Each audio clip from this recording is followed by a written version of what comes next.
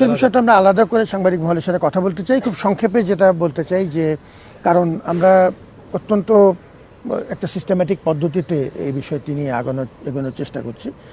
ডাকসু আমাদের অঙ্গীকার এবং আমরা মনে করি যে বিশেষ করে এই গণঅভ্যুত্থান পরবর্তীতে যে একটি গণতান্ত্রিক এবং আরও সবাইকে নিয়ে চলার যে সংস্কৃতি সেটি ডাকসুর মাধ্যমে আরও শক্তিশালী হবে। এটা আমাদের দীর্ঘদিনের ঐতিহ্য। আমরা একটি কমিটিকে দায়িত্ব দিয়েছি ডাকসু সংক্রান্ত ব্যাপারে, তাদের গঠনতন্ত্র সহ ইত্যাদি বিষয়ের কিছু সংশোধন প্রস্তাব এসছে। এগুলো আমরা কতটুকু করতে পারবো, কিভাবে করব, এগুলো এটা নিয়ে। এবং আমাদের আরেকটি বড় কমিটি কাজ করছে সার্বিক আমাদের রাজনৈতিক যে ক্যাম্পাস ভিত্তিক রাজনীতির কেমন রূপ হওয়া উচিত, তার স্বরূপ কেমন হবে, কাঠামো কেমন হবে ইত্যাদি নিয়ে পরামর্শ দিতে। তারাও একটা পর্যায়ে তাদের শুধুমাত্র তারা ডাকসু দেখছে না, তারা সার্বিকভাবে বিষয়গুলো দেখছে। তা আমাদের ডাকসু নিয়েও যদি কোনো বক্তব্য তাদের থাকে সেটি আমরা শুনতে চাই। সিস্টেমেটিকলি তারা বিভিন্ন অংশীদারদের সাথে অলরেডি কথাবার্তা বলছেন।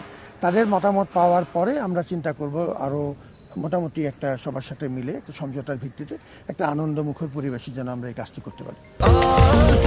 স্বাস্থ্যকর অল টাইম হানিকম, সব সময় অল টাইম হেলদি লাইফ। আমরা এবার ৬,০৯৩ জন শিক্ষার্থী ভর্তি পরীক্ষার্থী আমাদের এই পরীক্ষায় অংশ নিচ্ছেন এবং আমাদের মোট ৮টি বিভাগে এই অনুষদে ১৩০টি মতো সিট আছে। তাতে আমাদের প্রত্যেকটি আসনের জন্য প্রায় ৪৫ জন পরীক্ষার্থী এই ভর্তি পরীক্ষাতে অংশ নিচ্ছেন।